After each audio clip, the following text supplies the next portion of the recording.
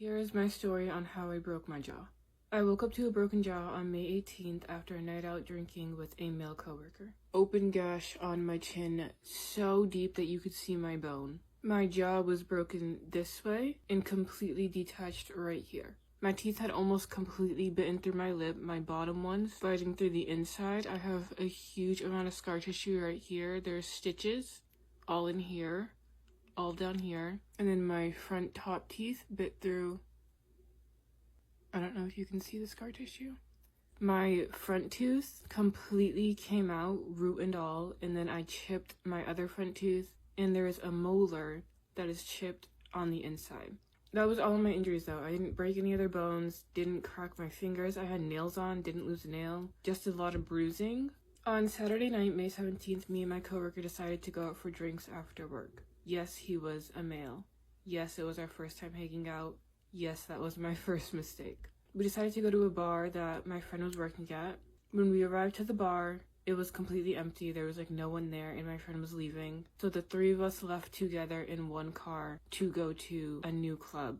The line was really long. My friend didn't want to wait, so she left me and my coworker there, which I never, ever, ever blamed her for or was mad at her for or felt any type of way towards. Me and my coworker finally make our way inside the club after waiting 25 minutes, and we immediately head to the bar. He orders us 2 shots each and a tequila soda, and that is literally the only thing I remember from that entire night.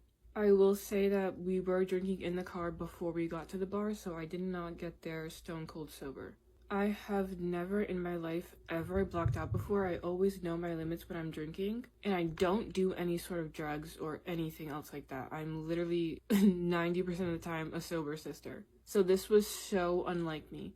Everything that happened this night, I feel was so out of character for everyone that was involved. Everyone was acting so weird. I can't even explain it. And I'll go into that deeper in a different video because I'm just trying to keep this as a story time. It's such a long story. This was my first time ever blacking out, and it was also my first time ever going out alone with a man. I wake up in the morning on May 18th to a text from my coworker saying, my story on how I broke my jaw, part 2. This was my first time ever blacking out, and it was also my first time ever going out alone with a man. I don't remember anything else from that night.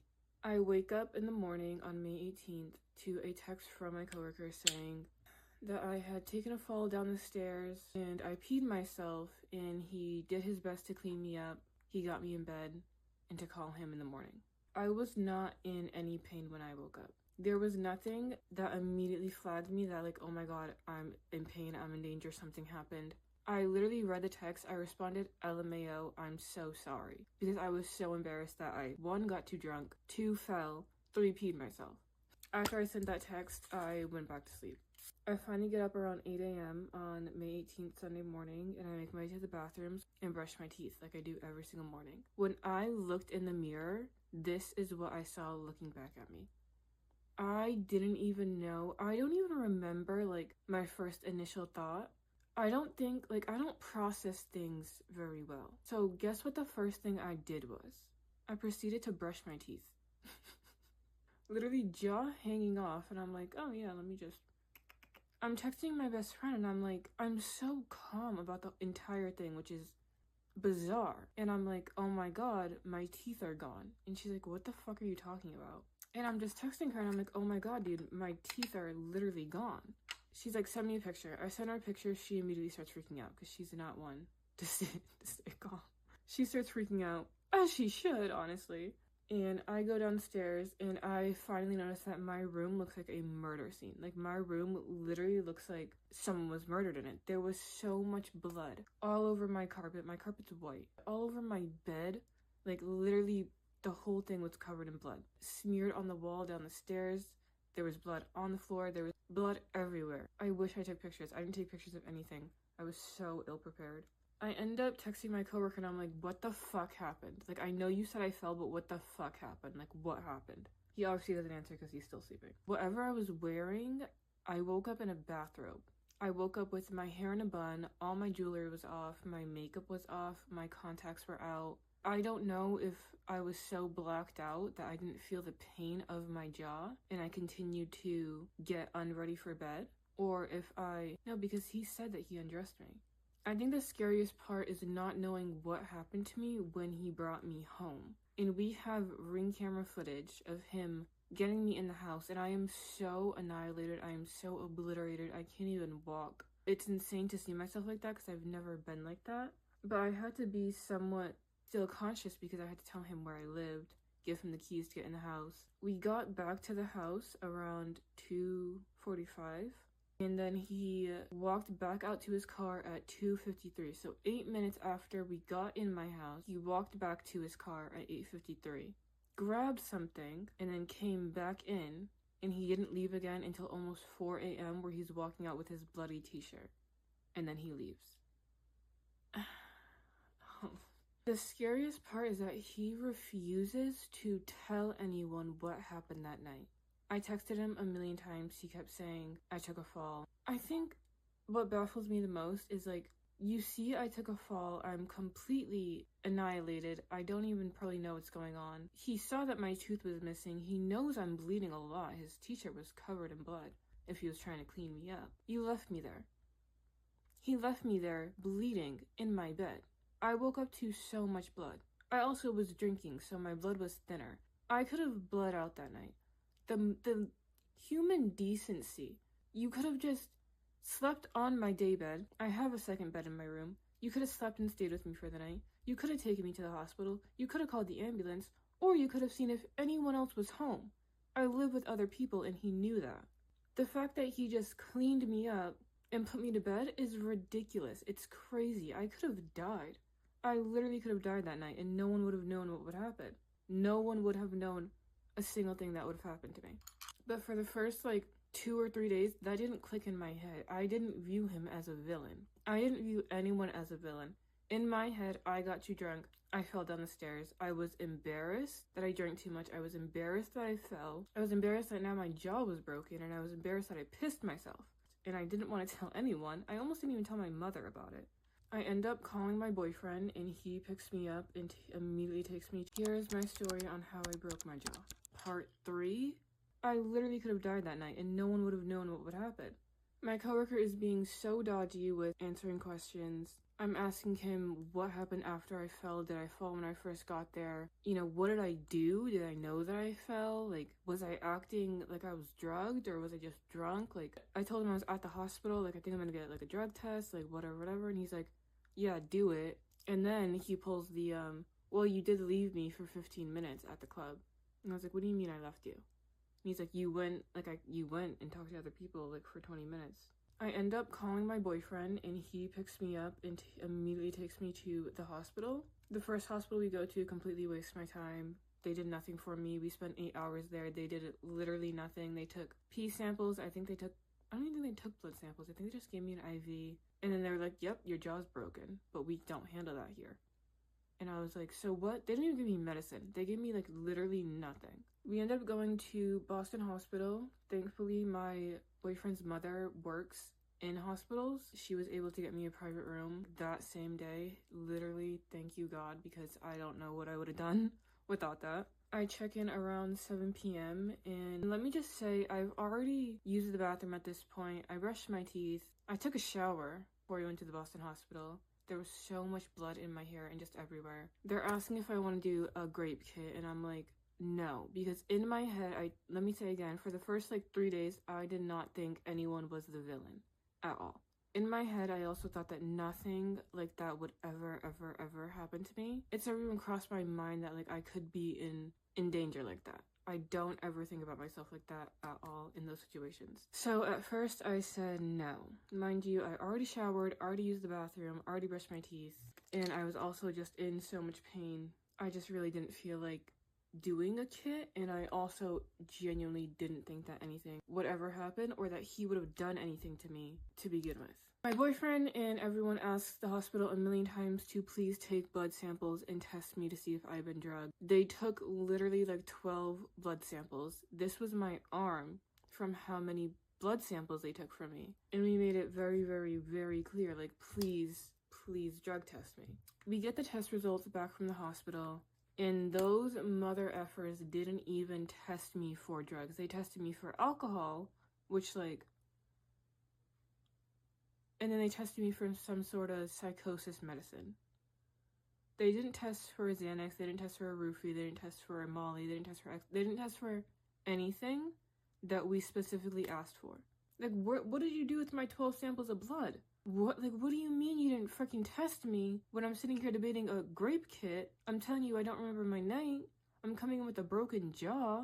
I end up getting discharged from the hospital. Everyone, literally everybody is telling me, you need to file a police report. You need to get the police involved. And I was like, I don't want to. Like, I really don't want to. Because I just knew that the police couldn't do anything. But they were like, they can go to the club. They can view the footage. They can see if you've been drugged. They can question this man. They can get everyone's story. Like, if he ever did anything to anyone else or anything like that, like, they would have it on file. Like, you need to file a police report. And I was like, okay. At the beginning, I just didn't want to do any of that. I did not think that my coworker was in the wrong. I thought it was nice of him that he cleaned me up, had to deal with all that. Like, I've only known him for like 2 months, you know what I mean? It's not like we were besties.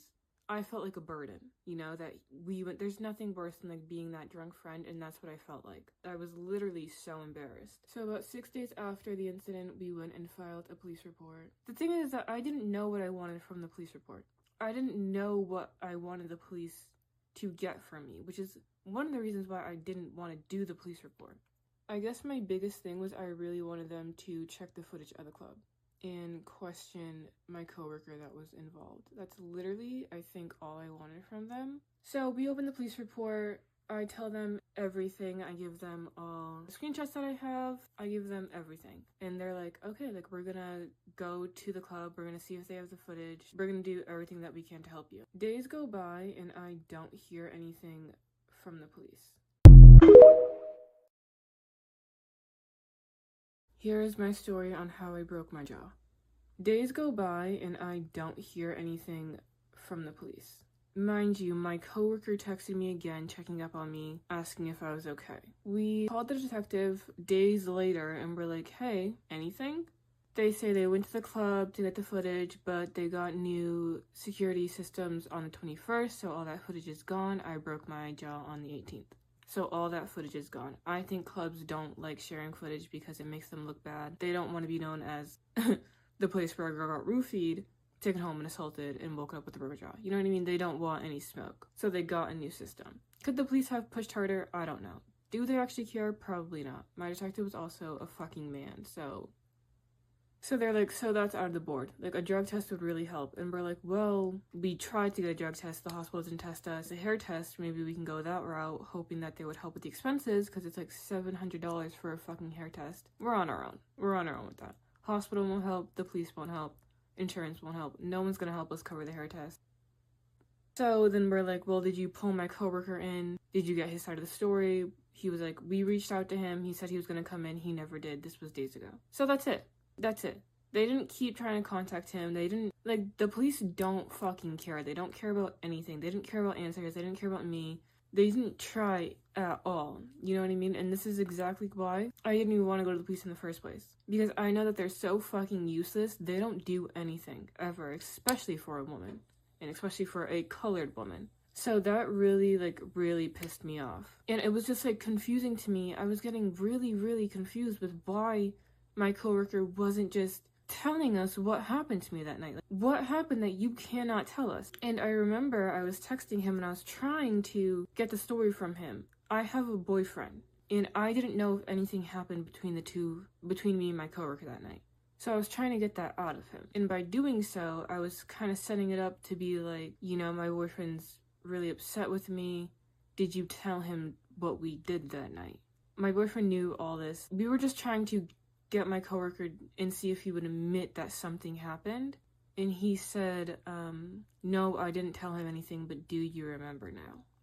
And I was like, oh my god, like, did something fucking happen? Because I don't remember. And when we told the police that, they told me to stop contacting him. So we didn't go any further with that, even though I think I could have got something out of him. The whole thing really stresses me out because we don't know when I fell and broke my jaw, right? He could have got me home and I could have immediately fell and broke my jaw. Or he could have got me home, he could have done something to me, I could have been going to the bathroom and then fell and broke my jaw. Do you know what I mean? We don't know anything because he wouldn't tell us the fucking story. So now I'm really getting like stressed out and pissed off at the fact that I'm not getting any answers and it looks like I'll never get closure. The drug test fell through. I didn't do the grape kit, which, ladies, if you're ever even debating on doing a grape kit, just do it. Like, if I could go back in time and do it, I would. Like, I wish I had done it, and I really wish that we pushed for the drug test, but whatever.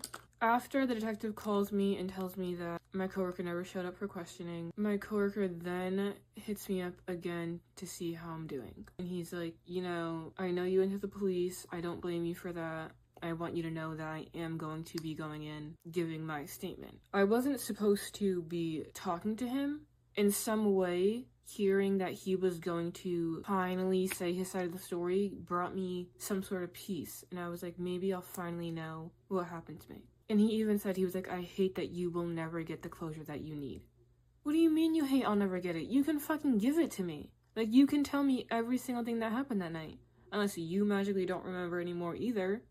Like, it was like he was just playing games. He doesn't understand that, like, I broke my jaw. My life has been on pause for the last 6 weeks. Literally was couch ridden for 2 weeks. I couldn't even move. I was crying. I was having panic attacks. Like, and he's saying, I'm sorry, you'll never get the closure you need. You can give that to me. It doesn't make any sense. So whatever, that was the last time I heard from him, and that was the last time I heard from the detective, and that was literally the last time I heard from everyone involved. That is the confusing, underwhelming story on how I broke my jaw. I don't know. Like, long story short, I do not know how I broke my jaw because I do not remember and no one will get answers for me. I think I just have to live the rest of my life not knowing what happened to me that night. There's good and bad in it. I truly appreciate the fact that I don't remember the fall. I can't even imagine the pain of breaking your jaw in 2 places, biting through your lip, gashing your chin open, losing your teeth. I also had bruises on my chest, on my hands, on my knees. So the fall adds up. The fall makes sense. I don't think he pushed me. I don't think he punched me. I don't think I rejected him and he got angry. There's so many theories, like, in my little circle. Not that we'll ever know what was true. I genuinely do think I probably tripped and fell. I guess. I don't know. That's what I'm going to keep telling myself, because we'll never know at this point, so we can make up any sort of story about what happened. One day I will process this, and it will hit me really hard. And I fear the day that comes, because in my mind, I think I protect myself from a lot of things by just blocking it out and not paying any sort of attention to it. That's what I've been doing with the situation, and every time someone would try to get me to talk deeper about it, I would just close it off. I don't do well with processing emotions. Moral of the story, don't trust a man, don't go drinking with men alone, take the grape kit, push the drug test, and really just take care of yourself, push for the things that you need. I wish that I advocated for myself louder and stronger and harder, and I'm so grateful that I had such a great support system with me. I'm so grateful and so lucky, because I would not have been able to get through this really difficult situation without them. And to this day, I really can't believe that it happened to me. When I tell you I had the mindset that nothing bad would ever happen to me ever. But life works in very mysterious ways. I genuinely think this was a lesson that I had to learn, and I always learn lessons the hard way. Hope that me sharing my experience can provide comfort and peace and maybe inspiration for other people in their experience. I know there's a lot of victims out there who don't believe in justice, and although I didn't get justice through police, I do think that karma always has a way of making its rounds, and everyone will get what they deserve in the end. I'm grateful for all of you guys for just caring about my story and wanting to hear it, and I hope that this video kind of makes it more clear on what happened. And if you want to hear more about my recovery experience and how I've just been coping with everything, I post videos about that.